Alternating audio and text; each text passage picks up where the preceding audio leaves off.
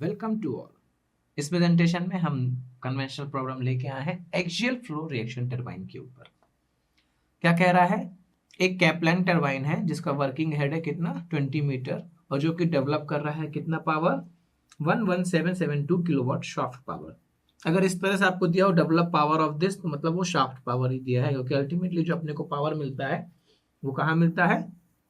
Shaft power में ही मिलता है। उसके पहले रनर में जो होता था उसके बाद मैकेनिकल लॉसेस रहते हैं, तो जो फाइनल पावर मिलता है शाफ्ट पावर ही रहता है। लिखते जाते हैं क्या क्या दिया है। गिवन हेड कितना है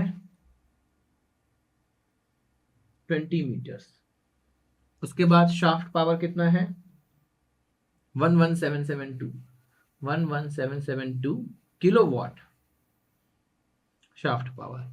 outer diameter of runner is 3.5 meter and half diameter is 1.75 meter। Clear? आपको समझा चुके हैं। outer diameter means DO कितना 3.5 metre.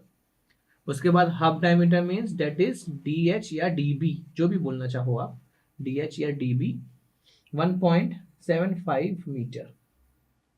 Guide blade angles at extreme edge of runner is, guide blade angle extreme edge of runner means बिल्कुल बाहर की तरफ runner, as runner जो लगा है ना वेन में बिल्कुल एक्सट्रीम एज में जो है मींस अल्फा दिया हुआ है। गाइड ब्लेड से जो एंगल होगा वो क्या होगा? अल्फा ही होगा 35 डिग्री।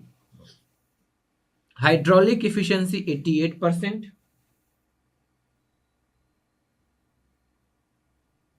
ओवरऑल इफिशियंसी कितनी? 84%।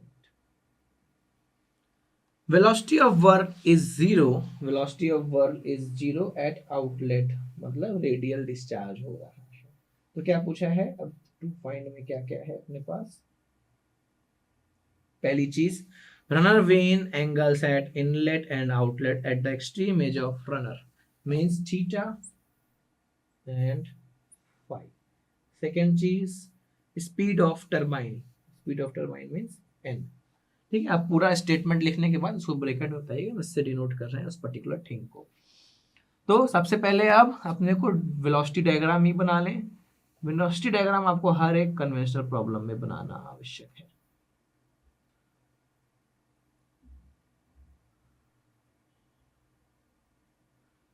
V1 VR1 VF1, ये कितना अल्फा, ये कितना theta U1 VW1,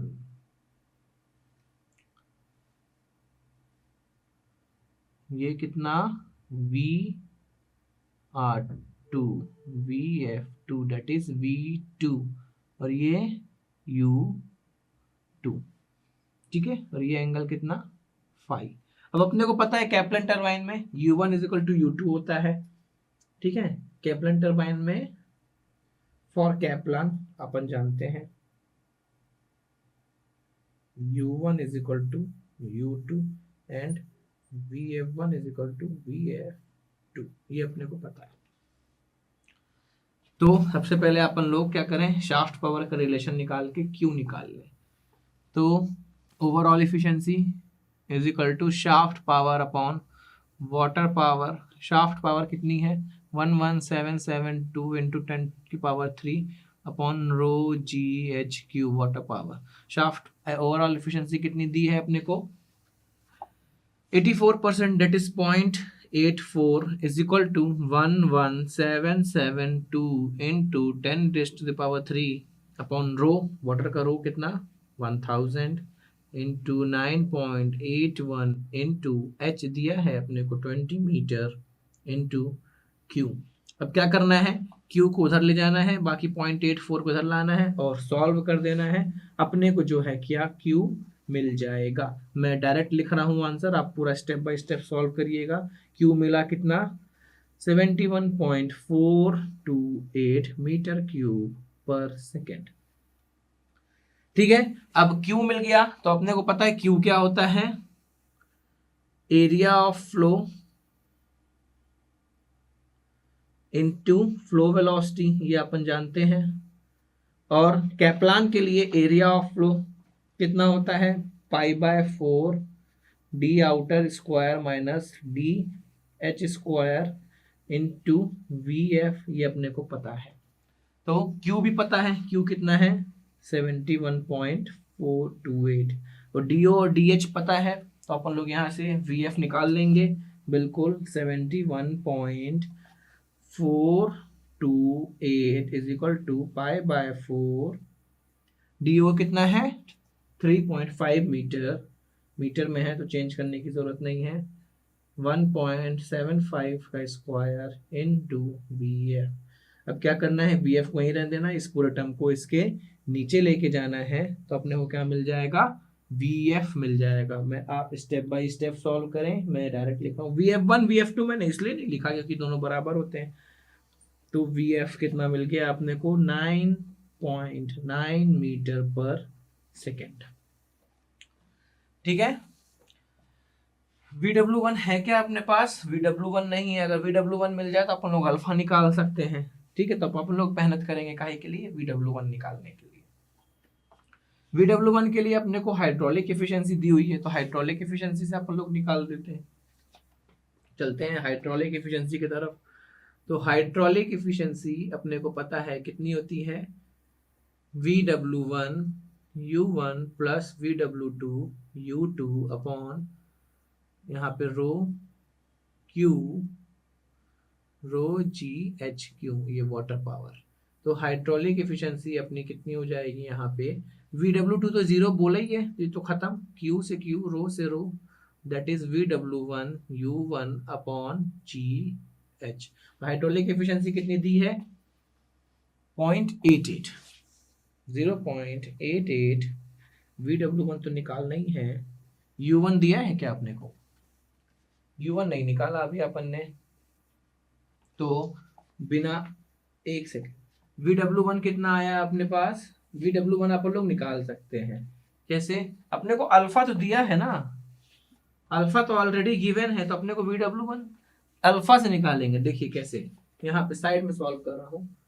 in inlet velocity triangle tan alpha is equal to क्या हो जाएगा, VF1 अपॉन VW1 हो जाएगा, VF1 upon VW1। tan alpha कितना दिया है 35 डिग्री, और VF1 कितना है अपने पास 9.9 अपॉन VW1। तो VW1 यहां से अपने कैलकुलेट करना है, थोड़ा सा अपन ने गलत रास्ता पकड़ लिया, अब सही रास्ते पे आए हैं। VW1 अपन यहां से निकलेंगे, VW1 यहाँ पे रखेंगे तो अपने को क्या मिलेगा, U1 मिलेगा। ठीक है, तो आते हैं यहाँ पे, आप डायरेक्ट कैलकुलेट करिए, VW1 is equal to 9.9 upon 1035, solve करिए, मैं डायरेक्ट लिख रहा हूँ VW1 की वैल्यू कितनी 14.14 मीटर पर सेकेंड।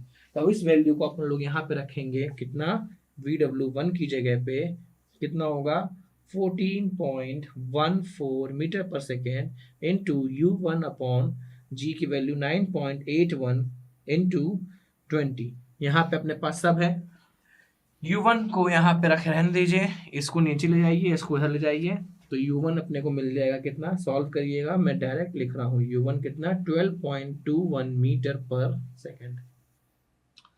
अब U1 है तो U1 is equal to U2 भी रहेगा, तो U2 भी कितना 12.21 मीटर पर सेकेंड। ठीक है, अब अपने को निकालना क्या है, थीटा और फाई। तो tan थीटा निकालें सबसे पहले, tan theta is equal to कितना हो जाएगा, इनलेट वेलोसिटी ट्रायंगल में VF1 that is perpendicular upon base कितना है VW1 माइनस U1, सब निकाल चुके हैं अपन लोग।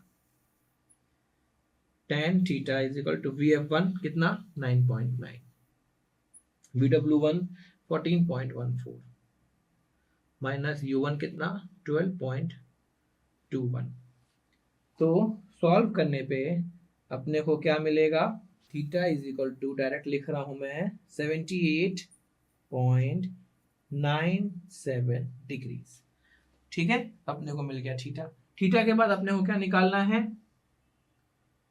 अपने को थीटा के बाद निकालना है tan फाई, tan फाई इन फाई निकालना है, तो फाई के लिए अपन लोग क्या लगा दें tan फाई, तो tan phi outlet velocity triangle से tan phi is equal to VF2 upon U2 हो जाएगा, और VF2 अपने को पता है किसके बराबर है, VF के ही बराबर है, तो 9.9 और U2 भी अपने को पता है किसके बराबर है, U1 के बराबर, तो 12.21। तो यहाँ से मैं फाई डायरेक्ट लिख रहा हूँ, कितना आया फाई सॉल्व करने पे 39.035 डिग्री। अपने को फाई मिल गया, थीटा मिल गया, ठीक है। तो ये दोनों चीज अपने को मिल गई। तो अपने को क्या बचा है, स्पीड निकालना है। स्पीड के लिए अपन जानते हैं u is equal to pi D O N upon 60। u1 सब बराबर है 12.21 is equal to pi into D outer 3.5।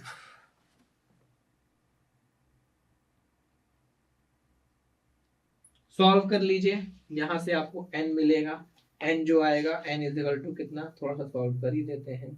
12.21 into 60 upon pi into 3.50। तो n यहाँ पे सॉल्व करने के बाद आया 66.63 आरपीएम। तो अपने को n भी मिल गया। तो इस तरह से देखा आपने कैप्लन में कुछ टर्मिनोलॉजीज के फॉर्मूले चेंज हुए, जैसे डिस्चार्ज सेम चेंज हुआ है, U1 U2 का चेंज हुआ है, VF1 VF2 चेंज हुआ है, बाकी सारी चीजें सेम है जैसे अपने रेडियल रिएक्शन टरबाइन में पढ़ी थी। आई होप आप कैप्लन का क्वेश्चन कर पाएंगे। Thanks for paying your attention.